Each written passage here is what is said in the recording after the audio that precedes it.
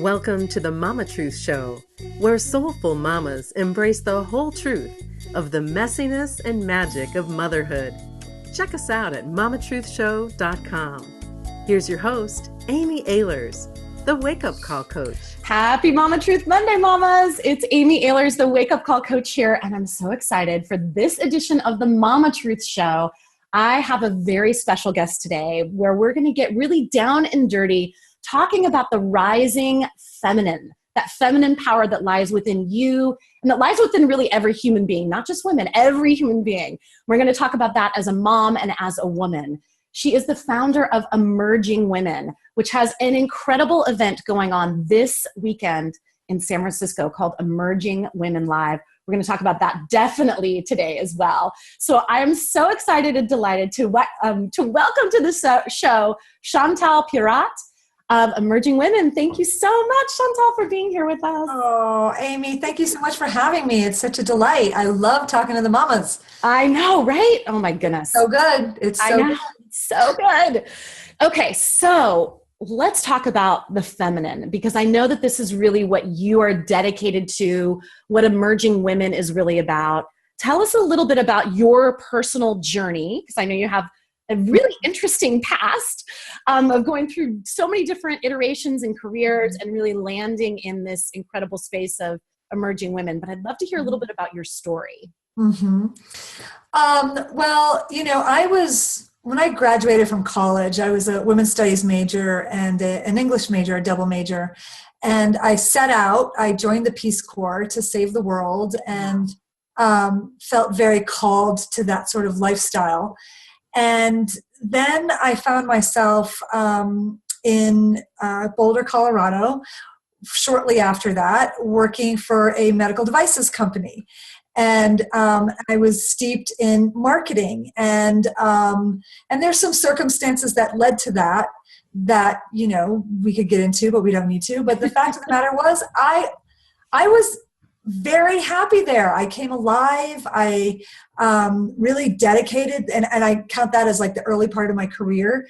I dedicated myself to this product, which was a very scientific type pump that would go into OEM applications and semiconductor companies and pharmaceutical manufacturing and medical devices. Wow. Yeah, it was so much fun to be talking about, you know, back pressure and microliter dispensing and all the technology around that, and just like be exposed to this world. And we were successful. I mean, I was head of marketing and sales. We had a 21-person sales team, all men.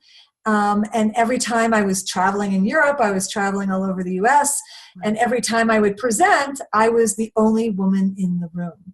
I was the only woman. And never once in 4 years at this company, I never once presented this piece of equipment to a woman. And a lot of that is because people say medical devices, there's lots of women, but it was on the manufacturing side.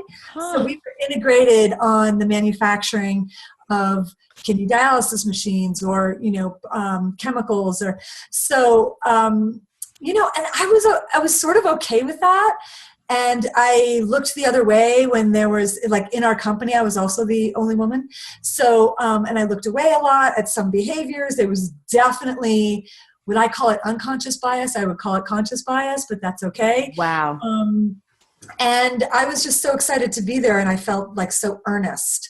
I went to get my MBA during this time, and what happened was, you know, 2 months before graduating with my MBA and having worked full time at this company, we hit $1 million in sales, and the CEO, you know, sat me down one day. I came to work, and he informed me that they would be hiring a few people above me, and you know, on one hand, I got that.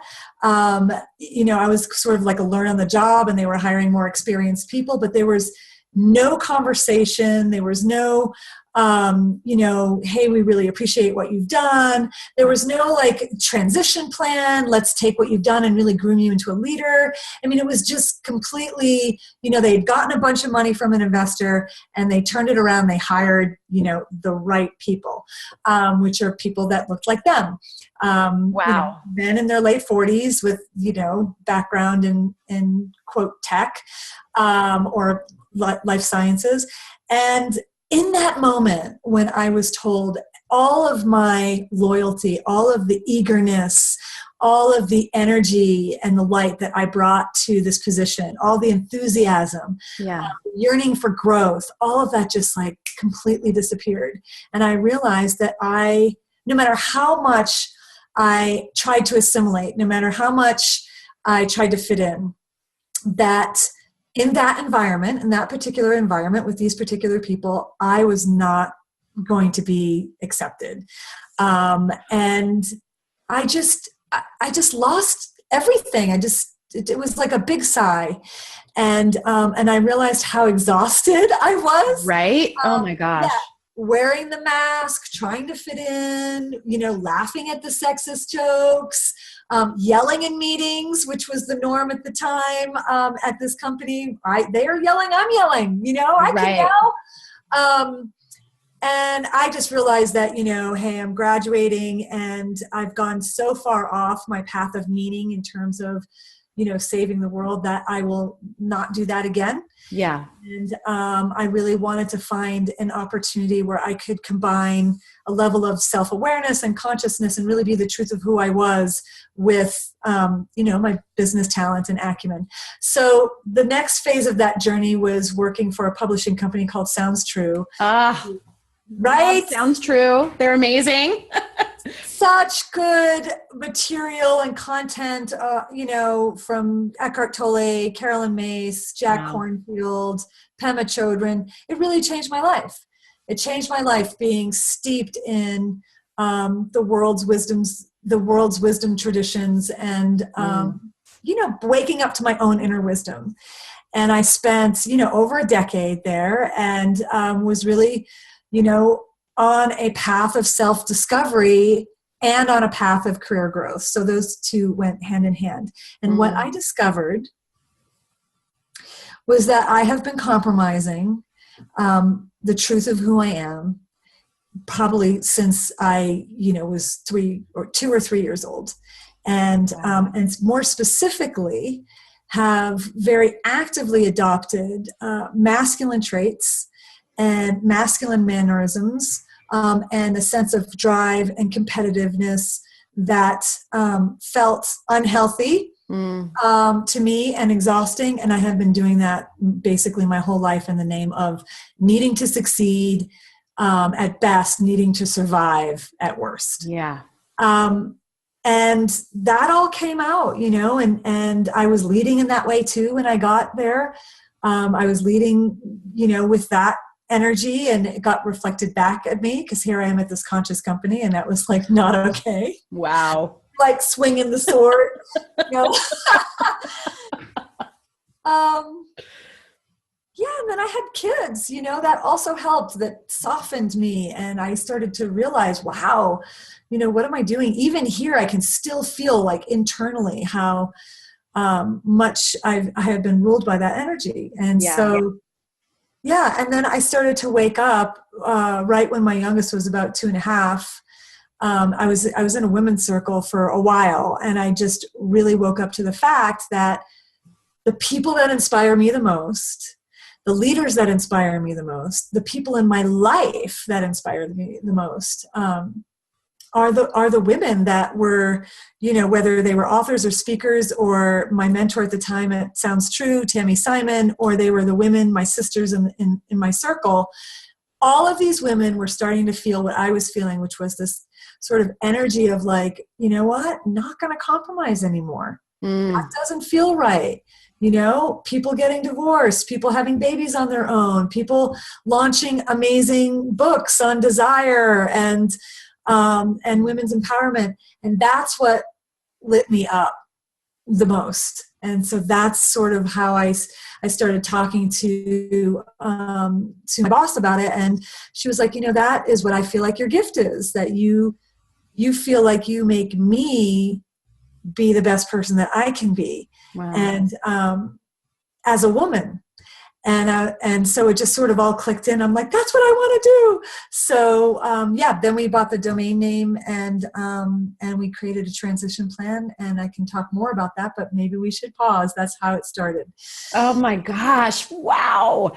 Yeah. I mean, what an incredible journey to literally be. I mean, it sounds like when you're describing working at that medical device company, that's like 1965, it's like, oh my God, I know. It was so not 1965. I left in 2002. So it was more recent. Yeah. Yeah. I mean, that is so wild to me. Yeah. Strip clubs and everything after a sales call, like real, Wow. for real. You just better buck up and think it's fun and funny, right? Yeah. Yeah. Wow.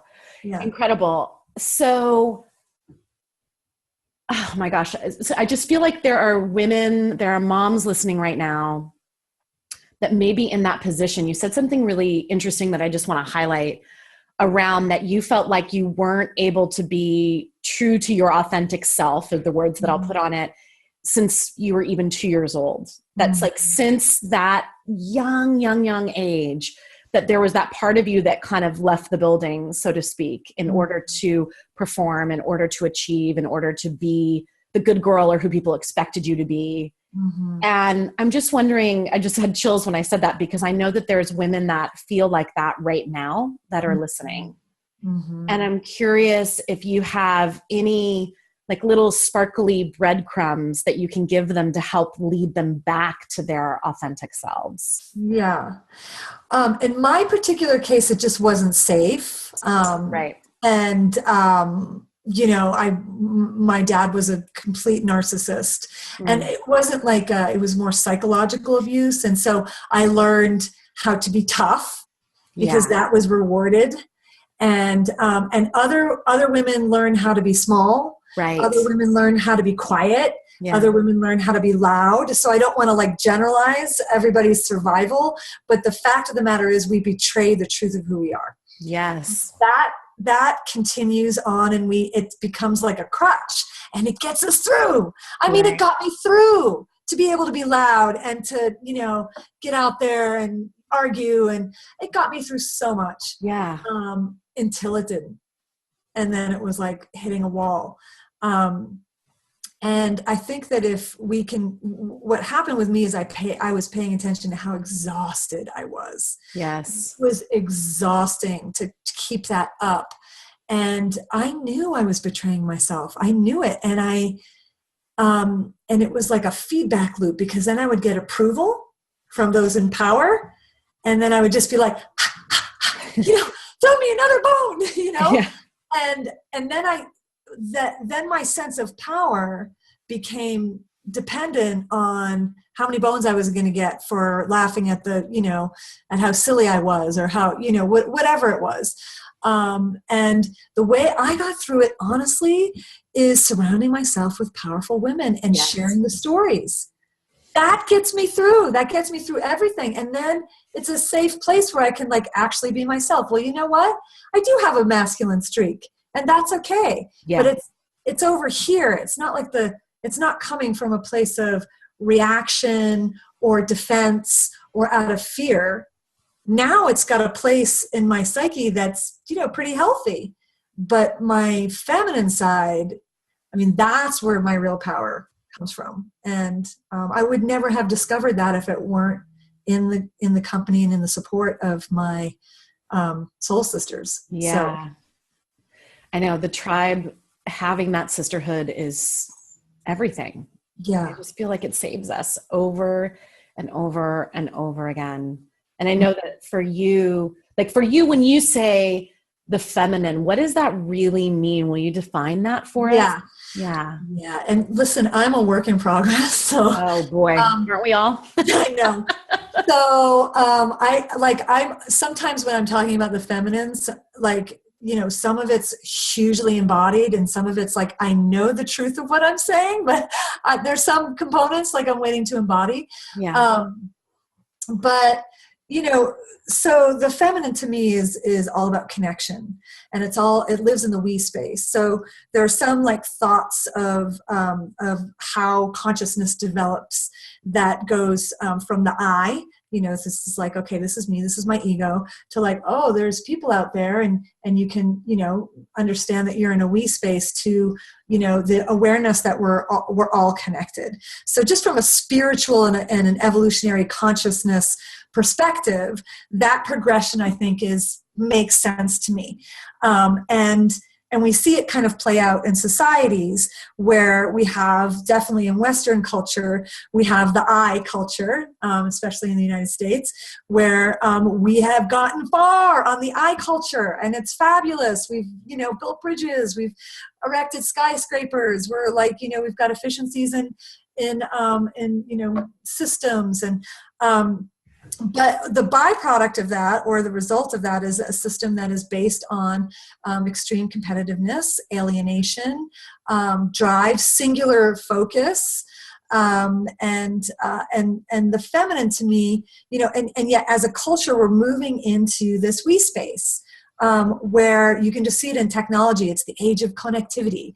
It's it's the age of platforms and networks, and Uber is a great example of this. Instead of having a product handed down to you, like, here's your car, here we've built you a car, and they serve it up, and you take it and you go.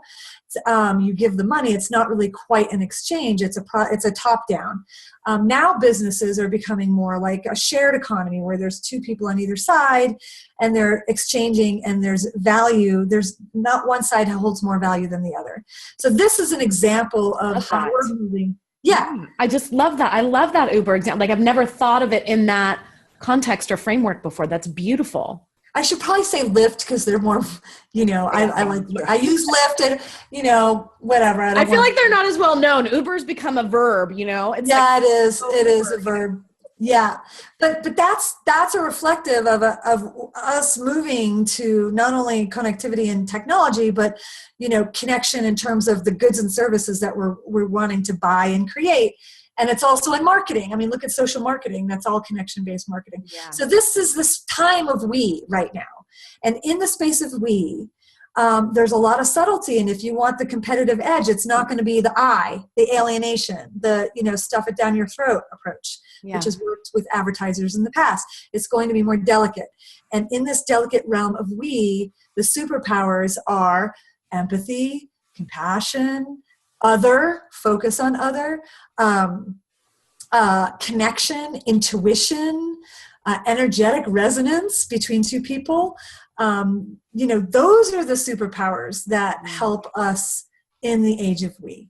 And so that's when I say the feminine is rising, we're actually, going into the age of we. We're going into a world where we're interdependent. And now that used to be like a scary word, right? Interdependence used to be just dependence, but interdependence is like, oh, I can never really be myself, or how am I going to survive if I'm dependent on someone else? It's a beautiful thing. And those who can be comfortable in interdependence are going to be the most resilient, and they're going to be the most successful, because that's where we're going, whether we like it or not. That's what's happening. So, and that's the feminine. The feminine lives and thrives in the space of we. Then we can go to the all, I, we, all. Then we can go to the place where we're all connected. But I don't want to go to that place until we're equal in the I and in the we, until we're equal in the masculine and the feminine. Then I'm ready to go to that place. And a lot of people, I see this in terms of spirituality too, where people like want to skip, men especially. They're like, oh, we're all one, or they, and I'm not saying all men do this, but there is a tendency in spirituality to be, like to skip the we place, because it's not as exalted. It's not as, higher level in consciousness. But I'm not interested in spending time in the all until we've raised the feminine on the planet. So that's my take on the feminine. Wow. How does this show up for you as a mom? Well, it's interesting, especially when so when I started Emerging Women as an entrepreneur, I mean, man, was I not relying on my feminine. We go through those phases, don't we? Yeah, it was like a 2-year phase. It was a 2, and I would try it. I'd be like, okay, now I'm gonna work on trust. I'm gonna work on surrender. I'm gonna work on receptivity. But this was my training ground, and I'm still in the middle of it. And there would be times where my kids would be in front of me, and I just couldn't even see them because I was just all my output. I wasn't receiving. And so the feminine for me is about receiving and clearing and feeling that, in my body. So that's one, just really kind of slowing down and being able to hear my kids, let alone see them. Like see them, I couldn't even see. They'd be in front and I couldn't even see their faces. I'm like, wow. All I could see was all this other stuff. And I just don't want to live like that. I don't want to create a business off of that energy either. No, I know, it's so interesting. I remember last year I was doing a launch of a course that I was doing, and I had outsourced a big part of the launch. And I was so excited because I was like, I just don't want to do these launches of things where my team, like where we're all exhausted all the time. Like this just doesn't work for me. It's not, I can't give the world tools for self-love and self-care and self-compassion at the expense of my own self-love and self-care and self-compassion, right? So I was so excited because I outsourced this team, and then I started getting emails from them at 2 a.m. and they were burnt out and exhausted. And I was like, wait a minute, this is this isn't working either. Things were getting made and all that. And I was like, what is it really going to take to be able to create a world where it's not like we're just passing the buck of exhaustion over to outsourcing it to someone in another country or to the person down the street or what have you? Like, where is it where we can actually be thriving in that me space, as you're saying, so that none of us are in that space of burnout and exhaustion and running on fumes and not able to be present when we have like one of the little faces of our babies in front of us that is needing our attention. Yeah. One of the things how it's playing out in at Emerging Women. Yeah, please. This whole like virtual work thing. Yeah. I mean, how fabulous is that? I keep thinking, okay, we're going to get an office, because there's 8 of us, right? And I'm like, there's no rush. There's no rush to get an office, right? Because then you're going to the office. And I think there's, it's great to do that once in a while, but I think that this pressure of being present and being in our feminine also is creating a whole new approach to how we work together. Yes. And is there a way that, for instance, does it have to be 50 hours? I mean, I know I'm a founder. I'm like on 24/7 with Emerging Women, but does it have to be 50 hours a week? Does it have to be 40 hours a week? What about we hire everybody full time at 30 hours a week? Right. So these are things that are coming up that I just feel like with a feminine model, the more and more women who are going to be creating businesses and rising to the top in current businesses, I think that we can expect to see a lot of like actual concrete changes in how we work. I love that. I mean, I'm such a stand at something, especially with Mama Truth Circle, as I'm talking with more and more moms, it's like, how can we really support moms that also want to have amazing careers and do incredible things in the world, so that the cost of the amazing career and doing things, whether they're an entrepreneur or they're working inside Google or at Pinterest or at Uber or what have you, at the executive level, it's like, what can we do to really support moms so they can be present and raise the kind of kids and be the kind of mom they want to be, while also continuing to get the promotions and have the company reach a multi-7 figures and all of that. Like, what is that really going to take? And I love that at your company, at Emerging Women, you're really looking at that. Yeah. Implementing. That's incredible. Yeah, I mean, one of the things that has struck me the most, and again, Emerging Women is a little different. We're not like out there for policy change, which I think is great. We're not like promoting quotas. I mean, people like Girls Who Code are doing a great job with filling the pipeline. And But there's a Harvard Business Review study that we cite because it really makes the case for our approach to this issue. And that is that, no matter how much we promote women, no matter how much we fill the pipeline and train them on skills and how to kind of fit into the existing structure, if we don't address their core self-concept and help women see themselves and identify themselves as leaders and help others who see them as leaders, then we're going to continue to see the attrition rates that we're seeing now, which in some industries are regressing. So it's really our belief at Emerging Women is that it's a huge issue of identity and self-concept, and trying to see ourselves in the way, first of all, getting to know who you are, taking that time out, understanding through mindfulness and self-awareness, and okay, oh yeah, I have these patterns. Step 1. Step 2, acceptance of that, and then step 3, taking that and really shaping your leadership identity. And when I say leader, I'm not talking about executive only Right. or entrepreneur only. It's a lot. I'm a mom too, how are you leading your life? How are you a leader in your community? How are you a leader for the girls, the teen girls that are around you? I mean, you don't always have to be in the community doing some kind of nonprofit initiative, but people are watching, especially our girls. Our kids are watching us.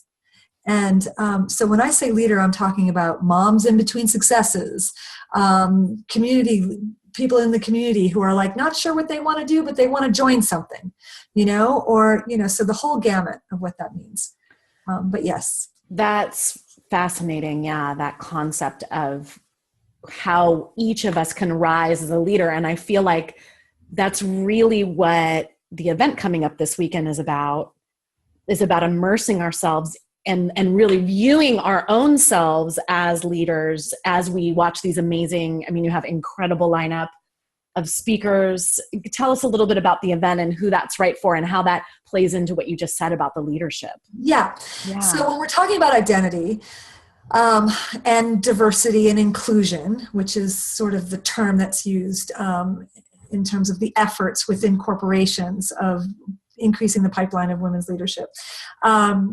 When we talk about identity in terms of those efforts, we just by nature are talking about a larger situation than just our own personal identity. How does this culture treat other, and how can we learn from gay marriage, the transgender movements, Black Lives Matter, all these marginal groups? How can women learn from those movements that have been exponential? I mean, the exposure to what's going on with race in this country has been, in the last just 6 months, has been unbelievable. And I am so impressed with that. And the whole transgender thing, people coming out, my son, my daughter, God, even old people are like, that's me, except I could never say it. I didn't have the language. And so that kind of movement making is what we're after at Emerging Women. One is to have these conversations with people that are in those movements. So we have Janet Mock, who is a transgendered woman who wrote a book called Redefining Realness. First of all, there is no better book title, I think, than Redefining Realness. I mean, that's just fabulous. But, that whole process of feeling, accepting the truth of who you are and stepping out in the face of naysayers at best and, death threats, and having the courage to do that, that's a lesson that we all can learn from. Yes. And that's probably the thread. Everybody that comes up and they're talking basically about their personal stories, and they're talking about how their identity has been, expressed against, many challenges and the rewards for that in terms of how they show up as leaders now. We have Carrie Schwab Pomerantz from Charles Schwab, and she's going to be talking about mindset and money. We have Marianne Williamson talking about her history, running for office, and her new book talking about depression and turning, depression into a source of power. And that's something that really affects women and moms. Anne Lamott talking about transformation from within. It's just like the lineup. Glennon Doyle Melton. I don't even know where to start with her on your show. Oh my God. I know. The mom I'm obsessed. Right? I'm obsessed. Yeah. And she is, one thing that I love that she says is that all relationships that we have start with our relationship with God and then the relationship with the other person. So it's like first your relationship with God, then you have, and when you think about that, that's just, it's just so mind-blowing to be saying that as, that's a hugely spiritual concept, and yet it makes so much sense, because that's the I, the we, the all right there. Like first, do you believe in something greater than yourself? If you really don't, it's a lot of work.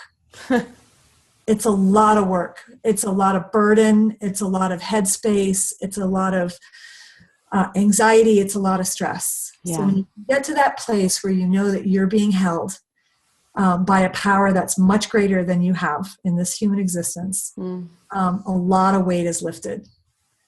So, yeah. And then from that place, then, I can have a relationship with others because I'm groovy, I'm groovy with God. And now you and I can relate. But she's going to be fantastic and talk about, radical authenticity. And she is, she sets the bar pretty high. She does indeed. So I want to give the URL, which is emergingwomen.com, It's of course in the show notes there. Depending on where you're listening to this, we'll be posting that everywhere. emergingwomen.com. The event is this coming weekend, and just, life-changing.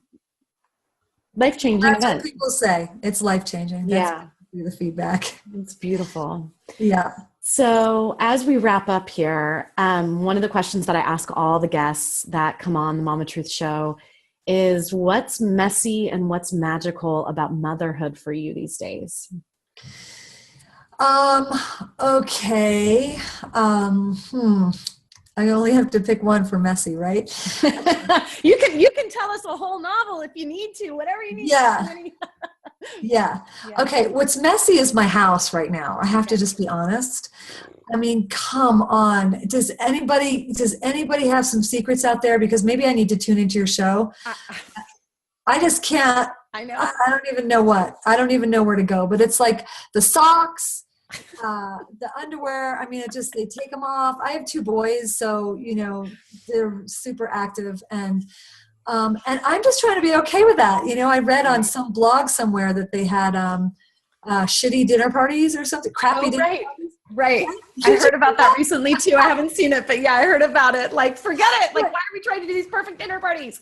Right. So I think I'm going to sign up for that. And then what's magical is just, honestly, just seeing these little buggers grow up and seeing their faces light up with, with everything that they're learning, and they bring it home. And God, it's the best thing ever. It is the best thing ever. And it is the root of, all that I do, because I want a place where all children can feel safe and happy and loved. And that's their birthright. And so that's magical for me. Beautiful. Thank you so much for coming on the show and sharing your light. I just think everything that you're doing is incredible. I'm going to do everything I can to get to Emerging Women this weekend and be able to bask in the glow of you and all of this lineup of speakers. And just really want to encourage all of you mamas, if you can swing it, come on down. I know that a lot of you probably are here local in the Bay Area. Go on to emergingwomen.com, grab your ticket, and come and really be in this community of leaders and see your own leadership reflected back to you. because all of us, whether we're at home nursing a baby right now while you listen to the show, or you're on your way to work right now listening to the show, whatever it is that you're doing, you are a leader and it is within you. And just huge thank you so much for coming on the show. And until next time, it's Amy Ahlers signing off, reminding you to embrace the messiness and magic of motherhood. Bye, mamas. Bye. Thanks for listening, mamas. Did you know that Amy has a new ebook out? It's called Sacred Self-Care for Moms, 7 Steps to Nurturing Yourself so you can be the mom you were born to be. And you can receive your free copy by going to sacredselfcarebook.com. That's sacredselfcarebook.com. And please don't keep the Mama Truth Show a secret. The biggest compliment you can give is to share the Mama Truth Show with your loved ones and write a review on iTunes. Until next time, keep embracing the messiness and the magic of motherhood.